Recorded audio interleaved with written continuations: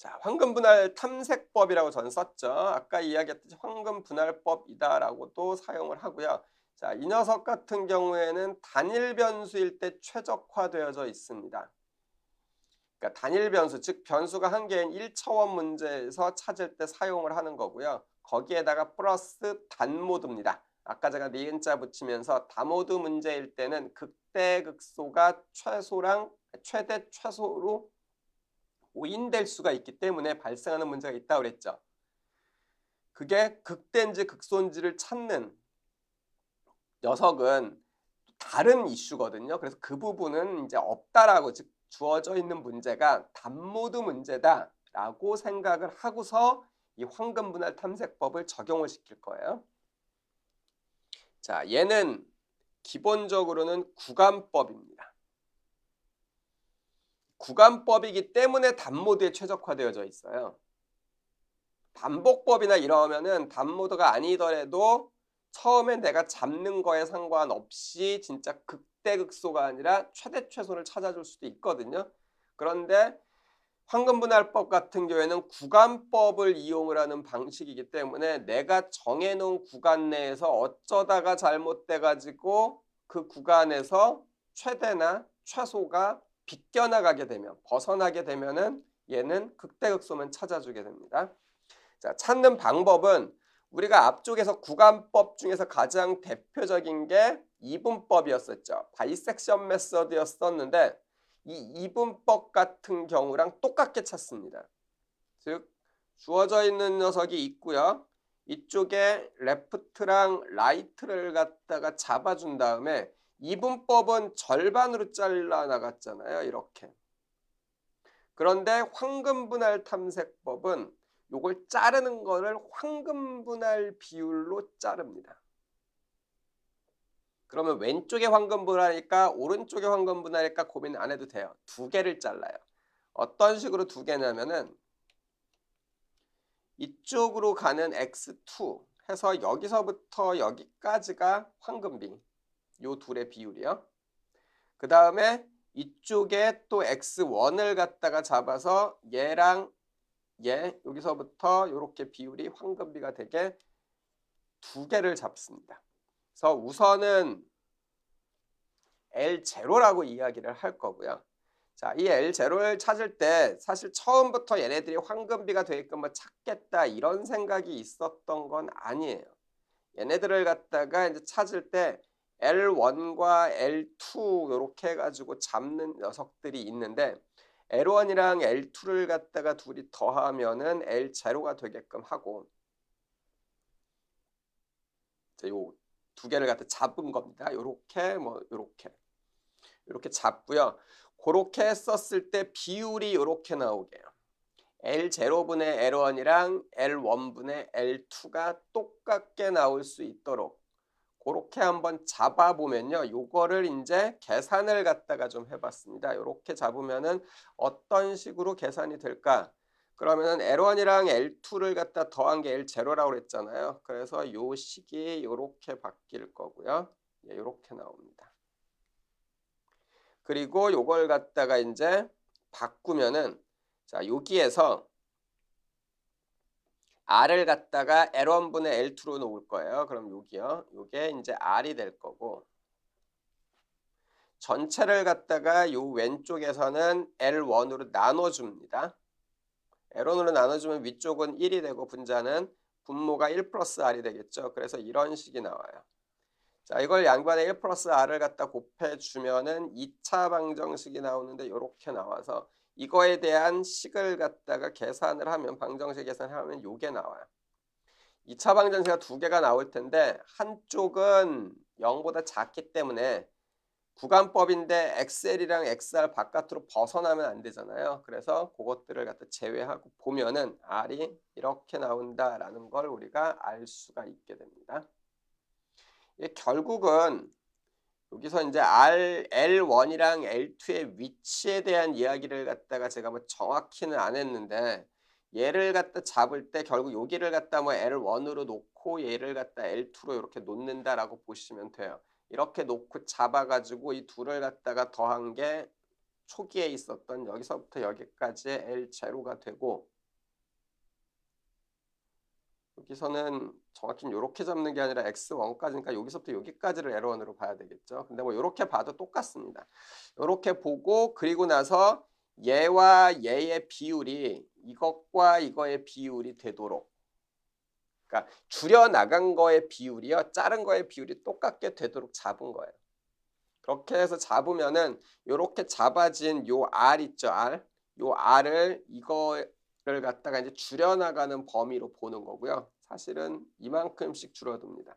이분법은 절반씩 줄어드는 데 비해 가지고 얘는 요만큼씩 줄어들거든요. 그러면은 얘는 요거 계산을 해보면 한 0.6, 0.7 뭐 요 정도씩 줄어드는 셈이 되거든요. 0.7 정도 나옵니다. 이분법은 0.5로 줄어들잖아요. 이분법이 더 좋을 것 같거든요. 이분법이 더 빠르게 줄어드니까. 그런데 뭐가 틀리냐? 얘는 이분법은 이쪽에서 이렇게 양쪽을 갖다 놓고서요, 얘를 갖다 하나 찾았다고 하죠. 그리고 나서 이렇게 잡을 건데 왼쪽에 있는지 오른쪽에 있는지, 맥시멈이 왼쪽에 있는지 오른쪽에 있는지를 갖다가 판단을 하려면은 적어도 여기서의 함수값을 갖다가 조사를 하고 비교를 해야죠. 어느 쪽으로 가야 증가를 하는지. 이쪽에서 함수값을 찾아놨더니 이렇게 증가를 하고 있어요. 그러면은 일반적으로 이쪽에 최대가 있다고 봐야 되겠죠. 그런데 이쪽에도 있으면 어떡합니까? 결국은 얘는 구할 때 가운데를 잘랐기 때문에 이쪽에서의 함수값 계산하고 이쪽에서의 함수값 적당히 계산해서 양쪽에서 얘보다는 크다라는 전제하에 더 큰 쪽을 갖다가 선택을 해야 되거든요. 그러면 이거는 지금 함수값 이거 계산해야 되죠. 이거 계산해야 되죠. 이거 계산해야 되죠. 주어져 있는 함수가 간단할 때는 모르겠는데 복잡해지면 복잡해질수록 함수를 계산하는 계산량이 늘어나게 돼요. 이 수렴 속도는 좋은데.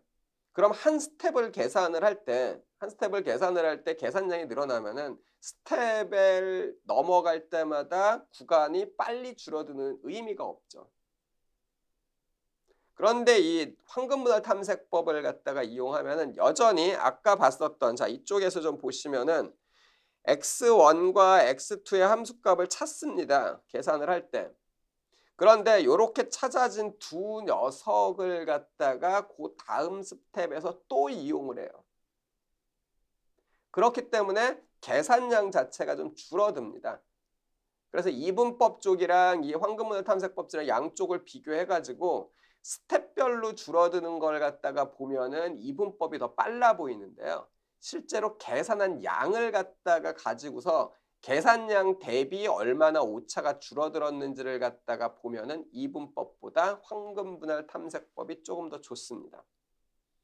이게 근찾기에서는 이분법으로 충분했는데 황금분할 탐색법이 최적화에서는 필요한 이유가 최적화에서는 최대 최소라는 부분을 갖다가 검사해야 되기 때문에 그렇습니다. 얘가 이 근찾기에서는 주어져 있는 게 이렇게 되어져 있었을 때 여기를 갖다가 놓고서 얘랑 이쪽이랑 비교해 서로 부가 틀린지 아닌지만 확인하면 되기 때문에 이쪽이랑 이쪽에서 함수값을 갖다 또 찾아야 되는 일이 없는데 비해 가지고 최적화에서는 극대극소 혹은 최대 최소에 대한 부분을 해결해야 되기 때문에 함수를 두 개나 더 찾아야 된다라는 부분이 발생을 하고 그 부분을 최대한 계산량을 줄여내는 게 황금분할 탐색법이에요.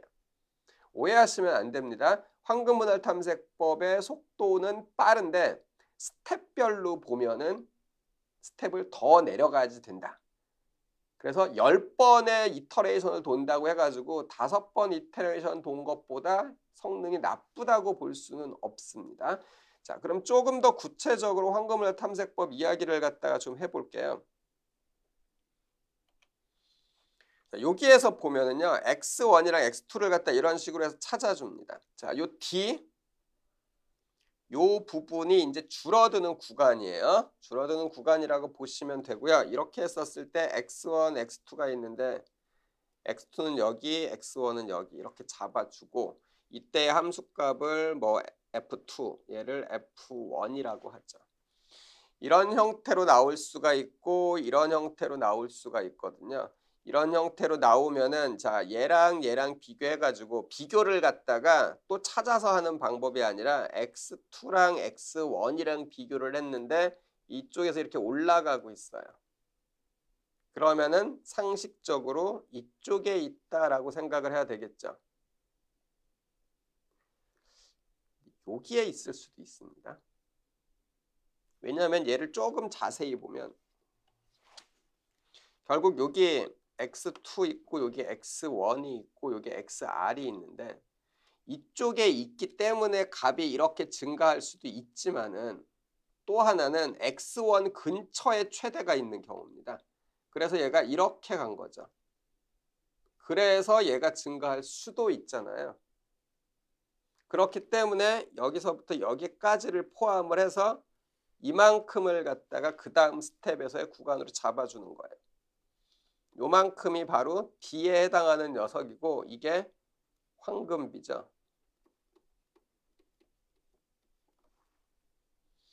만약에 이쪽에 있는 요 밑에 거 같은 경우에는 아까와 같은 문제점 때문에 여기서부터 여기까지를 선택을 해준 겁니다. 그래서 x1과 x2의 부호가 아니라 크기를 비교해가지고 x1이 더 크면은 xr 쪽까지 잡아주고 x2가 더 크면 xl 쪽까지 잡아주는 방식으로 계속 범위를 좁혀 나가는 게 바로 황금분할 탐색법이고요. 여기에서 얘를 갖다 요 D를 요 값이죠. 요 값을 갖다 우리가 황금비라고 얘기하거든요. 제일 아름다운 비, 뭐 사람이 뭐 이렇게 사람을 갖다 배꼽을 기준으로 해가지고 위아래를 갖다 봤을 때 제일 뭐 아름답다라고 이야기를 하는데 사실 그 아름답다라는 기준은 뭐 사람마다 틀린 거니까. 근데 여기서 아름답다라는 말의 의미는요. 예쁘다라는 우리가 얘기하는 감정적인 부분을 갖다가 얘기하는 게 아니라 자연계에서의 아름다움이란 말은 안정성입니다.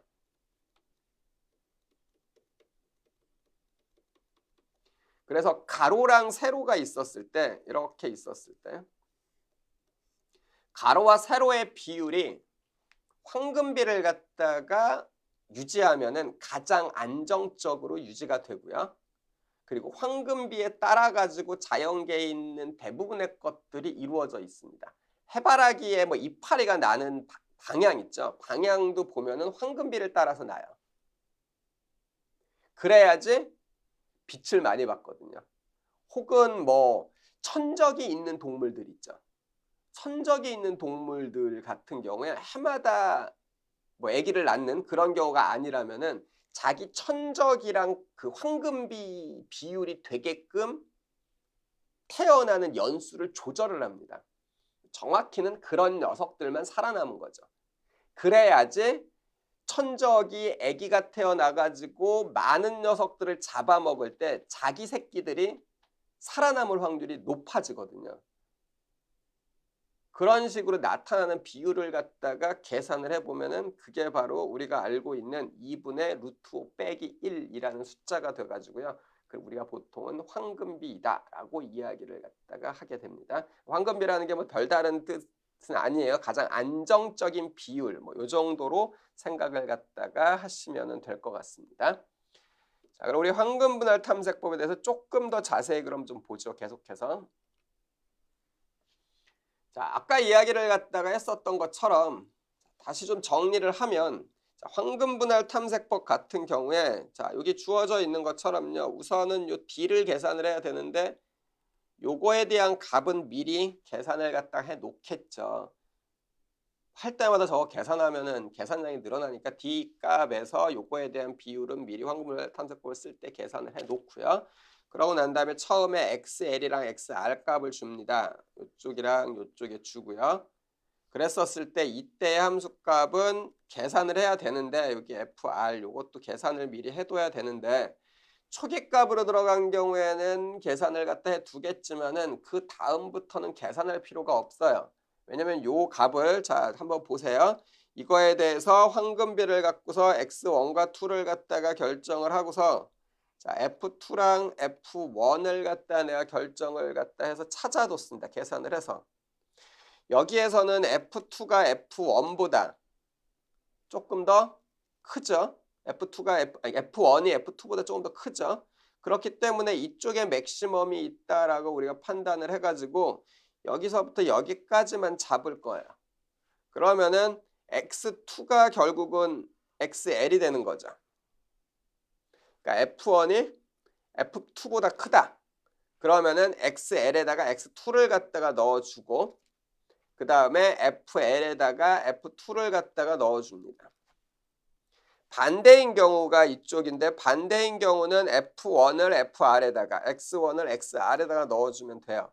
그러면은 그 다음번에 찾을 때는 자 이쪽에서 보면 얘는 요게 XL이 되어져 있는 경우고 요게 XL, FL 이렇게 되어져 있는 경우니까 이 값 이미 알고 있고 이 값 이미 알고 있죠. 얘는 필요 없고요. 일단은 날려버리고 이렇게 되니까 하나만 더 찾으면 되겠네요.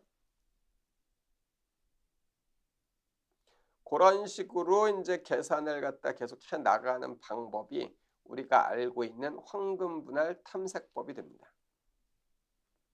무엇보다 계산량을 갖다 지금 제가 계속 강조하고 있는데요. 이 황금비를 갖다가 사용하는 유형성이 함수값을 재사용한다라는 측면에 있기 때문에 그래요. 그래서 이게 함수값을 재사용한다라는 측면 때문에요. 수렴 속도를 갖다가 보면은 0.618 정도가 나와서 우리가 0.5가 나오는 618이라고 하니까 0.5보다 더 빠른 것 같잖아요. 그게 아니라 길이가 줄어드는 속도입니다. 그렇기 때문에 이쪽이 더 빠른 건데 그거랑 비교를 갖다가 했었을 때 얘가 속도가 느려 보이지만 실제로 계산해내서 결과값이 나오는 속도를 갖다가 보면은 이분법보다 더 빠를 수도 있다. 이야기를 갖다가 하면서 다음으로 넘어가도록 하자. 우리 한번 문제를 갖다가 한번 보도록 하죠. 비선형인 녀석을 갖다가 예로 들어 놓은 건데 선형인 경우에는 황금분할 탐색법까지 사용을 할 이유가 별로 없죠. 자, 이게 0이랑 4 구간에서 fx의 최대값을 갖다가 구하라는 문제거든요. 그럼 이걸 갖다가 우리가 구하려고 하면은 미분을 해야 해가지고 0이 되는 지점을 찾는 방법을 쓸 수도 있는데요. 그럼 근찾기 문제가 된다고 했죠.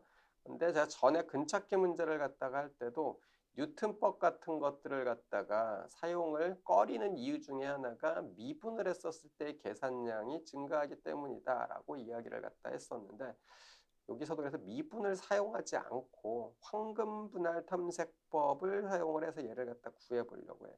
그럼 얘는 첫 번째 스텝이 뭐냐면요. 자, 첫 번째 스텝으로 우리가 할 수 있는 게 XL에다가 0을 넣고요.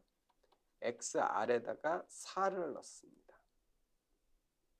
그러면 함수값이 나오겠죠. F0일 때의 함수값 아마 뭐 0이 될 테고요. 그 다음에 F4일 때의 함수값을 계산하면 이게 마이너스 3.1136 정도가 나오게 됩니다. 이거 모양이 지금 어떻게 생긴 건지는 우리가 모르고 있다라고 생각을 할 거예요. 자, 그 다음에 XL부터 XR까지의 거리가 4니까 요거를 황금비만큼 줄이면은 그거에 대한 비율로 해서 나오게 되는 요 D값이 2.4721 요 정도가 나오게 돼요. 즉 여기에 0이 있고 여기에 4가 있거든요. 그럼 이쪽에서 여기까지 절반보다 조금 더 가야 되니까 여기가 이제 X1 위치가 되는 거고요. 여기 위치가 2.4721이 되겠네요. 그 다음에 이쪽에서 이만큼을 갖다가 더 간 X2 위치가 만들어지죠. 즉 여기서 요만큼이 2.4721인 셈이고요. 이쪽에서 이만큼이 2.4721이 됩니다. 그러면은 X1은 2.4721이 나오고 X2는 4에서 2.4721을 뺀 거예요. 그럼 요게 1.6, 1.53 정도가 나오겠죠.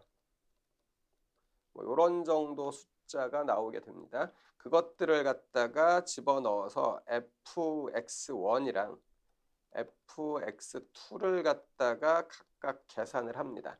이때 fx1을 갖다가 계산을 하면은 이게 fx1이 대략적으로 0.63 정도가 나올 거고요.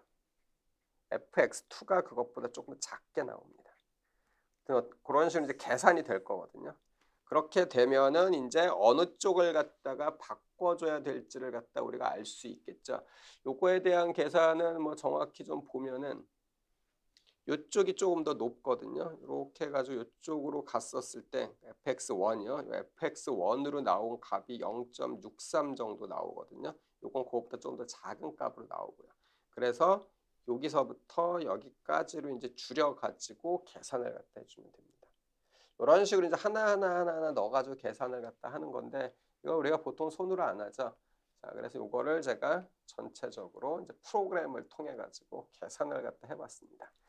그래서 처음에 XL이랑 XR을 0부터 4까지로 잡았고 그랬었을 때 D값은 이렇게 나옵니다.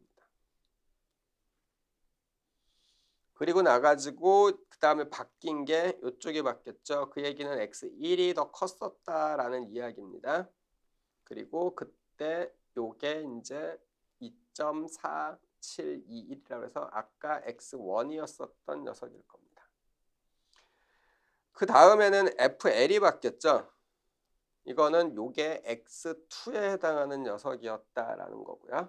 이런 식으로 이제 쭉 내려가면서 왔다 갔다 하면서 바뀌게 될 거고 그러면서 우리 이 D가 줄어들죠. 처음에는 2.471이었었던 녀석이 0.0851까지 이런 식으로 이제 8번 정도 스텝을 밟아가면은 이렇게 줄어들게 돼요. 여러분 혹시 궁금하면은 아까 제가 이야기했었던 것처럼 이분법이랑 황금분할 탐색법을 갖다가 양쪽을 놓고서요. 8번째 스텝까지 가는데 걸리는 시간 이렇게 하면은 비율이 안 맞거든요. 얘의 뒤쪽에 오차 계산을 할 수 있는데 오차 계산을 해서 특정 오차까지 접근을 하는데 걸리는 시간을 갖다가 한번 비교를 해 보십시오. 황금분할 탐색법이 더 빠를 수도 있습니다. 다만 이 경우에는요. fx로 주어진 함수가 너무 쉬워요.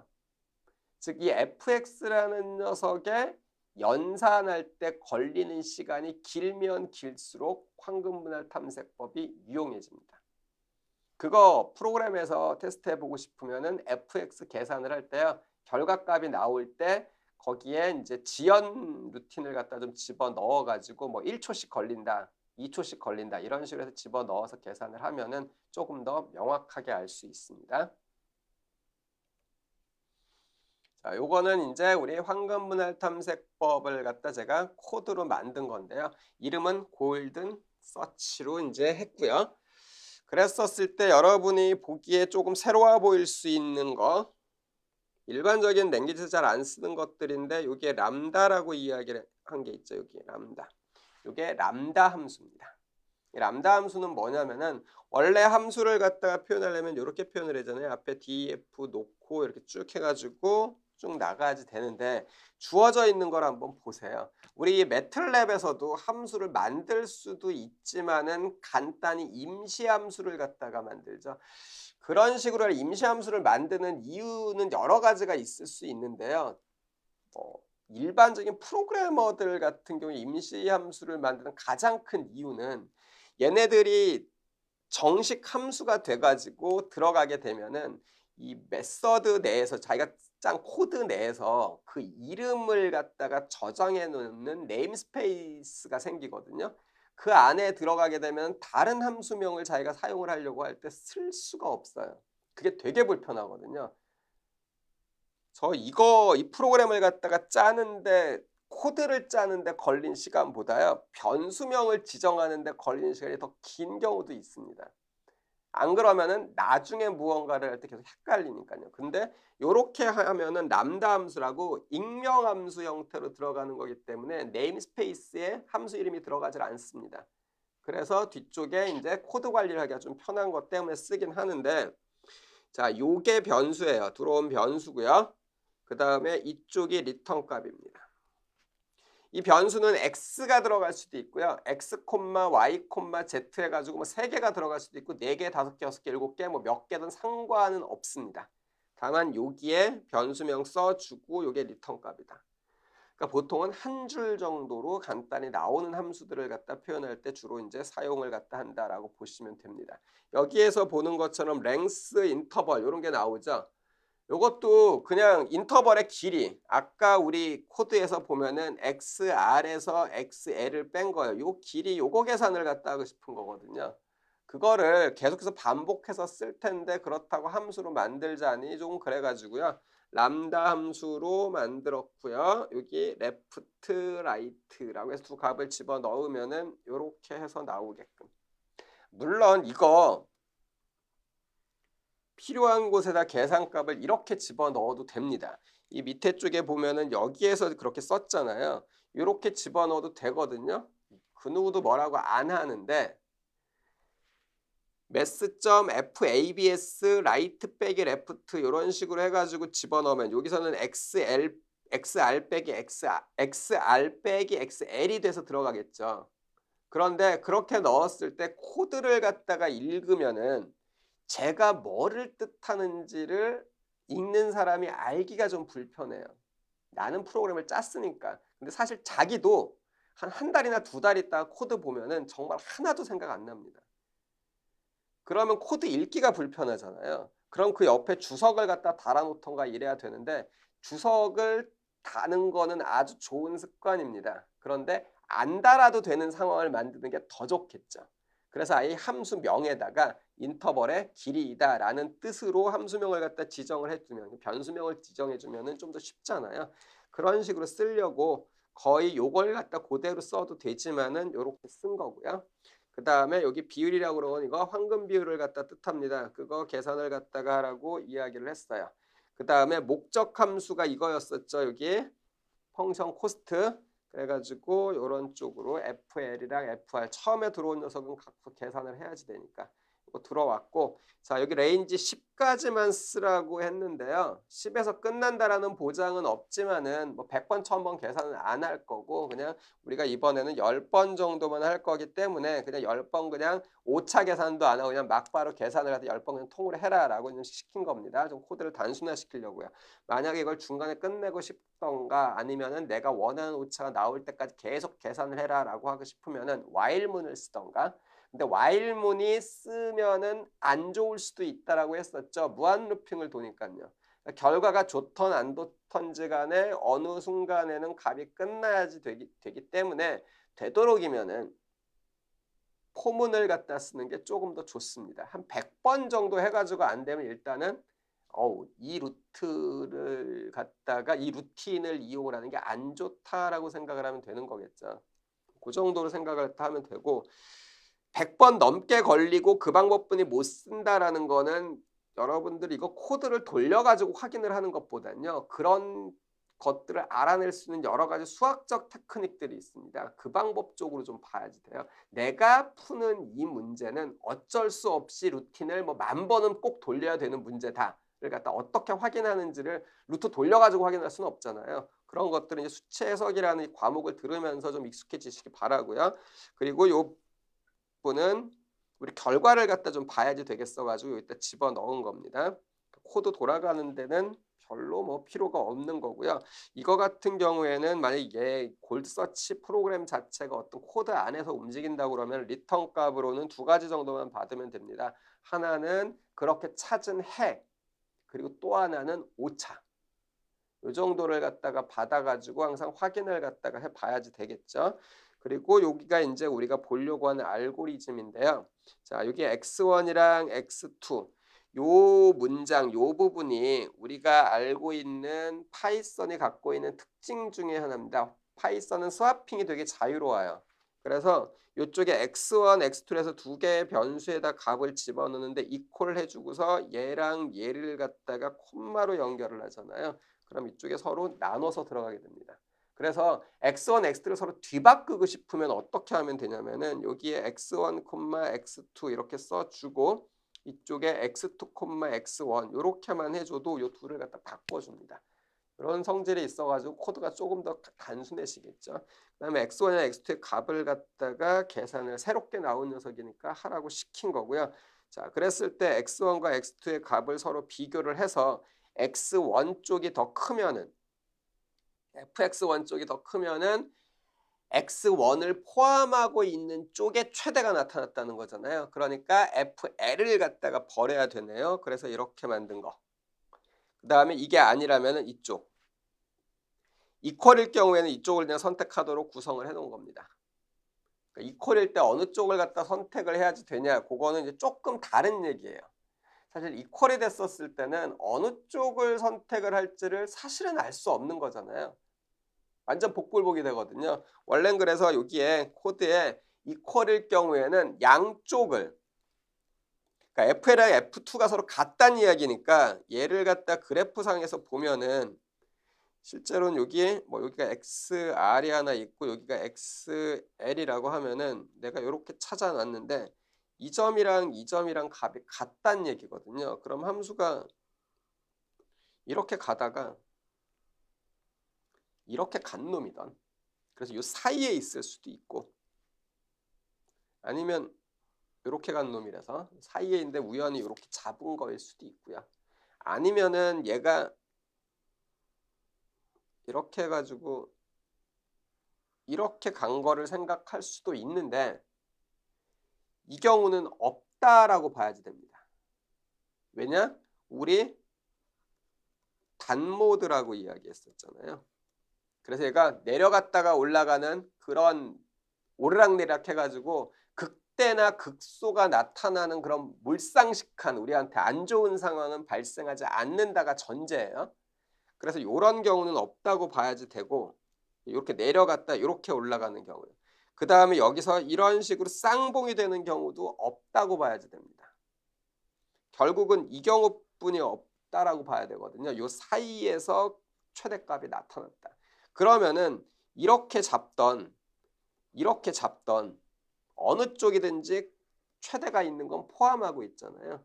그래서 그냥 이 정도로 해도 상관은 없습니다. 그렇게 해가지고 얘가 루틴이 여기서부터 여기까지 줄 맞춘 데까지 다 돌고 나면은 얘가 결과값이 나올 거고요. 그 결과값을 갖다가 리턴하라고 했는데 이때 리턴을 할 때 저는 XL이랑 XR이 나오면요, 이거에 그냥 가운데 값 정도를 갖다가 최대값이 나오게 되는 지점이다라고 해서 이제 보내줬는데 황금분할 탐색법을 갖다가 쓰는 경우에는 XL, XR을 갖다 둘 다 받아가지고요. 그때 함수값 중에서 더 높은 녀석을 갖다가 선택을 하기도 하고요. 지금 저처럼 뭐 이렇게 하기도 하고, 뭐 그거는 이제 사람마다 조금씩 성향에 대한 문제라서 좀 틀려집니다. 이제 요거는 요 정도로 이제 코드를 갖다가 이해를 하시면은 일단 될 것 같습니다. 자, 요 밑에 다음에 나온 요 화면은요, 요 앞에 거랑 좀 비교를 해보면 코드가 살짝 바뀌어 있을 거예요. 요거는 다른 게 아니고 우리가 파이썬을 사용하잖아요. 그러면 파이썬이 갖고 있는 몇 가지 특징들을 이용을 하면은 코드가 조금 더 간단해지거든요. 일단 코드가 조금 더 간단해진 부분을 보면은 일단 얘가 간단해졌습니다. 제일 많이 간단해진 부분일 거예요. 이 부분이랑, 즉 코스트 함수 있죠? 코스트 함수 부분이랑 그 다음에 이 부분. 이 부분은 그냥 아까 했던 거 스왑 이야기, 스와핑 갖다가 했었을 때 나온 거고, 요렇게 나온 요 FTN 코스트 값을 갖다 한 번에 FL이랑 FR을 갖다가 받는 방법이 이제 파이썬에서 보면 컴프레hension이라고 이야기를 갖다가 하는 거거든요. 그걸 이제 어떻게 했는지를 갖다 좀 볼게요. 패킹, 언패킹이랑 이제 컴프레hension 부분을 갖다가 이용을 해서 계산을 갖다 좀 한 건데요. 여기는 이제 언패킹 방법입니다. 자, 여기에 들어가게 되는 녀석이 이렇게 들어가게 된 건데, 여기 스타라고 이야기를 갖다 이렇게 붙여주잖아요. 그러면은 들어오는 녀석이 원래는 벡터인데, 원래는 벡터 형태, 즉 리스트 형태예요. 들어오는 게 이런 식으로 들어올 거다. x1, x2, x3 이런 식으로 들어와야지 되는 건데 들어올 때 이거를 벗겨버리고서 들어온다. 그래서 여기서 이렇게 넣어준 겁니다.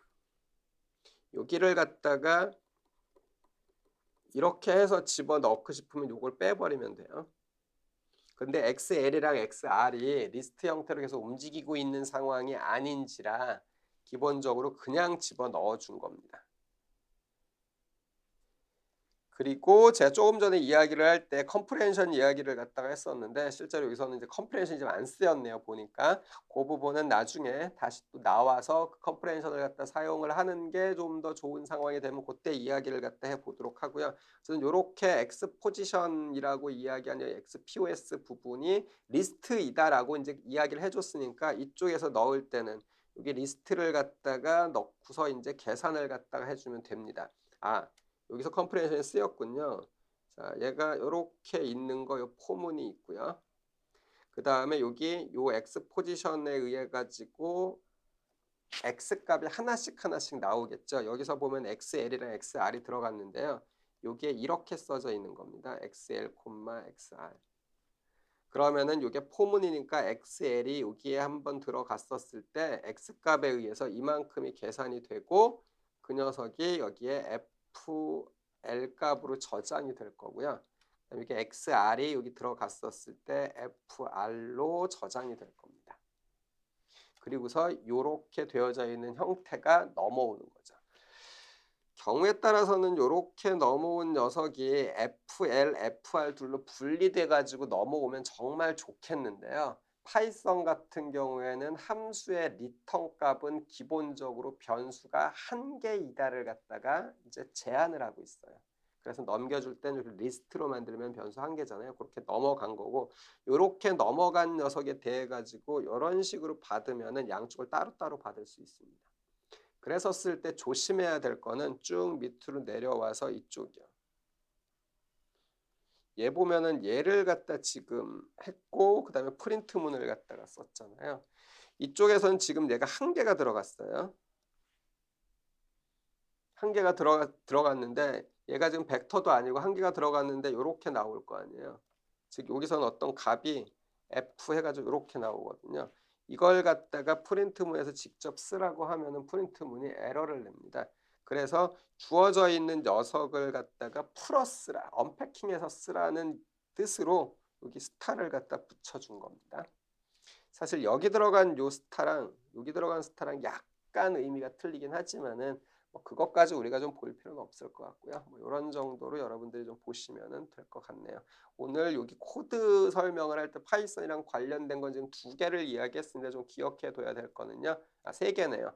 아까 제일 처음에 이야기했었던 람다식이요. 요거 좀 알아두시고 그 람다식을 알아야지 파이썬 코드를 이해하기가 쉽습니다. 거기에다가 컴프레hen션은 파이썬에서 진짜 많이 쓰이거든요. 특히 우리가 수치 해석을 갖다가 코드를 만들다 보면은 항상 반복문을 쓰게 되잖아요. 그 반복문을 갖다 만들어낼 때 자주 등장을 하니까 기본적으로 컴프레hen션 이렇게 만들어지고 이걸 사용하는 기교는 다양하게 많이 있는데 기본적으로는 그냥 이렇게 포문이 있는데 이거를 이용을 해서 양쪽을 이렇게 혹은 뭐 이렇게 만들면 리스트가 되겠죠. 이런 식으로 만들어내는 형태다 정도로만 기억을 하고 나중에 나오는 값이 그래서 리스트나 뭐 이런 걸로 나온다라고 이제 좀 보시면 되고요. 그리고 마지막으로 봤을 때 패킹, 언패킹은 패킹, 언패킹도 쓰이는 경우는 여러 개 있지만 우리가 주로 사용을 갖다 하게 될 거는 함수가 들어갈 때 입력 변수, 그다음 나올 때 출력 변수로 사용되는 경우에 대해서만 수치 해석에서는 주로 사용이 될 겁니다. 그러니까 그런 정도 선에서 이해를 하셔가지고 코드를 갖다가 이제 대략적으로 좀 읽을 수 있는 능력은 우리가 좀 갖춰야지 됩니다. 자, 그런 부분들을 갖다가 보면서 다음으로 넘어가 보죠.